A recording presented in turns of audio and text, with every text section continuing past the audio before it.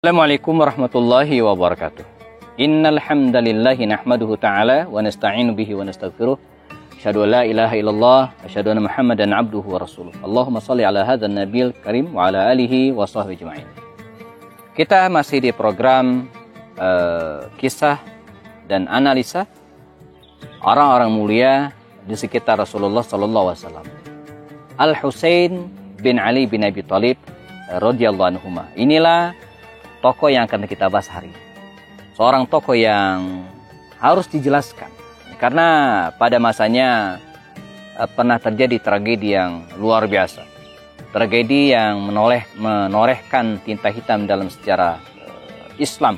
Di mana cucunda Rasulullah, Al-Husain bin Ali ini tewas terbunuh dengan cara yang luar biasa. Di sebuah medan yang dikenal dengan Medan Karbala. Dalam peristiwa tragedi Karbala. Kita coba bahas teman-teman sekalian bagaimana latar belakang peristiwa ini, siapakah Al-Husain sebenarnya, lalu kemudian siapa sih yang harus bertanggung jawab terhadap syahidnya Al-Husain bin Ali radhiyallahu anhu ini Al-Husain bin Ali bin Abi Thalib, cucu Rasulullah sallallahu alaihi wasallam.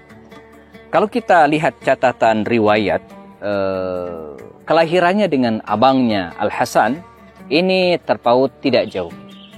Kalau Al-Hasan bin Ali lahir di bulan Ramadan tahun ketiga Hijriah, maka Al-Husain ini lahir di bulan Sya'ban tahun keempat Hijriah. Jadi usia keduanya hanya terpaut sekitar 11 bulan. Jadi kalau kita hitung jamaah, ketika Fatimah melahirkan Al-Hasan, baru 2 bulan usia Hasan, lalu kemudian Fatimah lahir lagi. 9 bulan kemudian lahirlah Al-Husain. Jadi beda antara Al-Husain dan abangnya Al-Hasan, ini hanya sekitar 11 bulan. Jadi nggak nyampe setahun. Ini karenanya wajar kalau kemudian ada yang mengatakan Hasan dan Husain ini kembar. Padahal bukan putra kembar. Jadi keduanya adik kakak ya, tapi bukan cucu kembar Rasulullah SAW, karena mereka tidak lahir secara bersamaan. Apalagi didukung dengan postur tubuh Al-Husain ini emang lebih besar, tinggi daripada kakaknya Hasan, sehingga ada kesan Al-Husain ini lebih tua daripada Hasan, padahal tidak. Hasanlah cucu Rasulullah yang lebih tua daripada Al-Husain. Dan keduanya, baik Hasan ataupun Husain ini mengecap pendidikan yang baik dari kakek mereka Rasulullah. Ketika Nabi meninggal dunia, berarti usia Al-Husain ini sekitar 7 tahun 7 tahun pada saat itu usia yang sudah sangat layak untuk menyandang gelar sebagai seorang sahabat Rasulullah, karena bertemu Rasulullah masih Islam dan meninggal dalam keadaan Muslim. Dan Rasul SAW pun begitu memuliakan Al-Husain ini, bahkan disebut sebagai huma rayhatanayya minad dunya. Keduanya, Hasan dan Husain ini adalah 2 buah tangkai bungaku di dunia, kata Rasulullah SAW. Husain minni wa ana min Husain. Ahabballahu man ahabba Husainan wa Husainan sibtu min al-asbat. Kata Rasulullah SAW, Husain minni wa ana min Husain. Husain bagian dariku dan aku pun bagian dari Husain. Ini bentuk cinta Rasulullah kepada Husain. Ahabballahu man ahabba Husainan. Allah akan mencintai orang yang mencintai Husain. Husainun sibtun minal asbat. Dan Husain adalah satu dari umatku yang mendapatkan kebaikan. Jadi Husain ini luar biasa dan di kalangan di mata Rasulullah dan kemudian para sahabat Nabi bahkan. Abdullah bin Umar radhiyallahu anhu itu pernah ditanya oleh seseorang yang datang dari Irak pada waktu itu tentang bagaimanakah hukum membunuh lalat atau nyamuk ketika ihram, kan ada darahnya itu mengucurkan darah, dan kemudian ketika kita ihram juga tidak boleh membunuh. Jadi hukum membunuh lalat atau nyamuk ketika ihram. Apa kata Abdullah bin Umar? Lihatlah orang ini, orang Irak itu yang terlibat Kufah, yang terlibat dalam peristiwa pembunuhan atau terbunuhnya Al-Husain. Lihatlah orang-orang Irak ini bertanya tentang hukum membunuh seekor lalat. Padahal mereka, nenek moyang mereka dulu telah membunuh putra dari putri Rasul sallallahu alaihi wasallam. Jadi luar biasa. Jadi mereka bertanya tentang hukum bunuh nyamuk itu kan, sementara mereka sendiri terlibat dalam peristiwa terbunuhnya Al-Husain bin Ali radhiyallahu anhu ini ya. Nah, jadi Al-Husain cucu kecintaan Rasulullah SAW yang beliau cintai. Al-Hasan wal Husainu sayyida syababi ahli jannah, kata Rasul. Sungguhnya Hasan dan Husain ini adalah sayyida syababi ahli jannah, merupakan pemuka dari para pemuda di surga. Hazani ibnayya faman ahabbahuma faqad ahabbani. Ini kedua cucuku ini, barang siapa mencintai keduanya maka telah mencintaiku. Nah, Hasan dan Husain anak kembar, padahal bukan, mereka adalah adik kakak.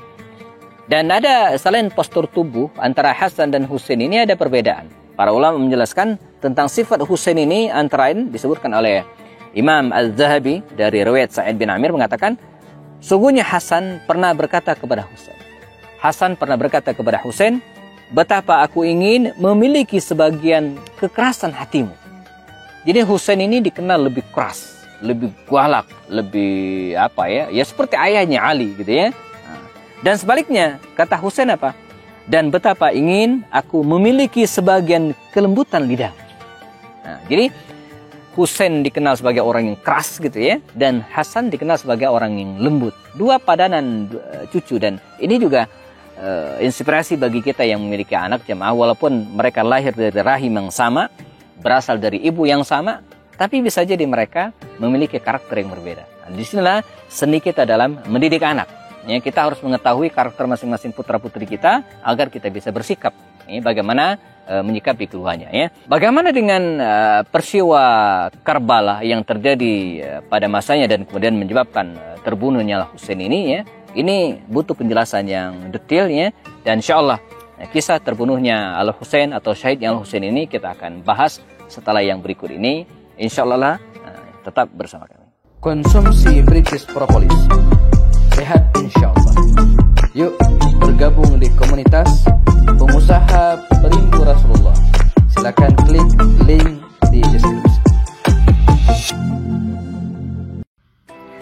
Meniti jalan orang-orang mulia bersama para sahabat Rasulullah SAW, kita nikmati keindahan Islam. Al-Husain bin Ali bin Abi Thalib radhiyallahu anhu. Bagaimanakah kisahnya syahid dalam perang Karbala? Kita mulai dari kisah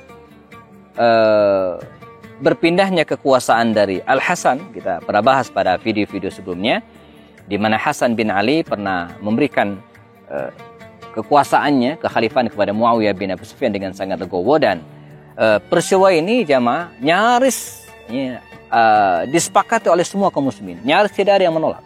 Kalaupun ada mungkin sangat-sangat sedikit. Karena itu wajar kalau tahun ini disebut dengan Amul Jamaah, tahun bersatunya kaum muslimin.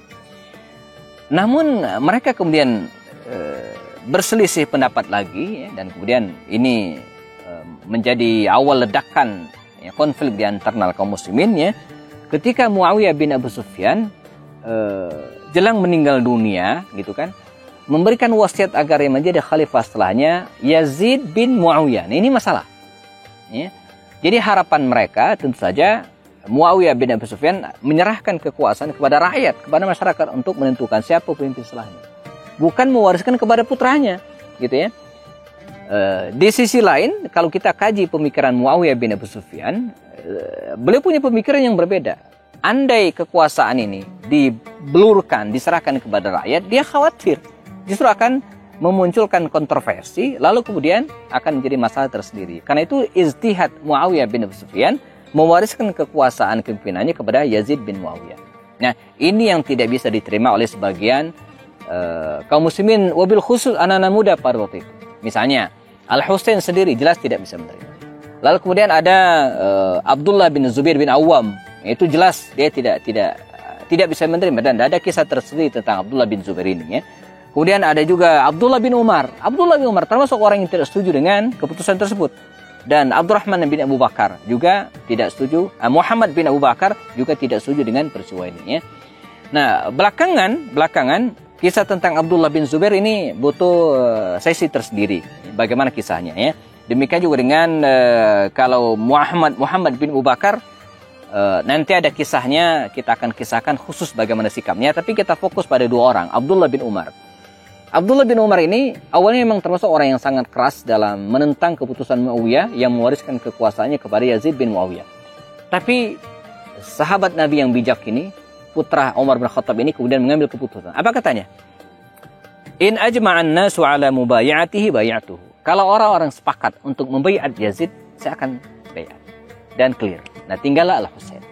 Nah, Husain ini dari awal sudah keras, dia tidak bisa menerima, apalagi kemudian datang undangan dari Kufa. Ini mulanya.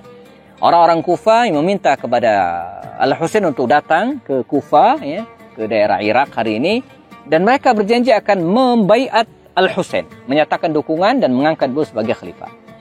Beberapa sahabat yang ada waktu itu sempat menyarankan, jangan ya cucu Rasulullah, ya, termasuk Abdullah bin Umar, Abbas bin Abdul Muttalib, Abdullah bin Abbas sendiri menyarankan untuk tidak mendatangi Kufa, karena disitulah ayahmu terbunuh. Ali bin Abi Thalib itu terbunuh di Kufa. Nah, sekarang orang-orang yang di mana di situ Ali terbunuh akan mengundangmu. Ini perlu dicurigai gitu kan. Dan secara analisa masyarakat sosial, masyarakat Kufa ini memang beda dengan masyarakat yang lain, sehingga wajar di masa Umar masyarakat Kufa dan Basra ini dipisah. Yang dulu sempat menyatu, oleh Umar dipisah karena punya karakter yang berbeda. Bahkan ada ungkapan di masa Abu Hanifah rahimahullah, kalau ada hadis masuk ke Kufa, keluar itu jadi nggak sahih lagi. Jadi hadis sahih masuk ke Kufa, keluar nggak sahih lagi. Saking masalahnya ya. Jadi banyak menuntut, banyak bertanya ya, dan paling sering gonta-ganti pemimpin ya di masa Umar bin Khattab karena mereka sangat-sangat kritis terhadap pemimpinnya. Tapi Husain ngotot.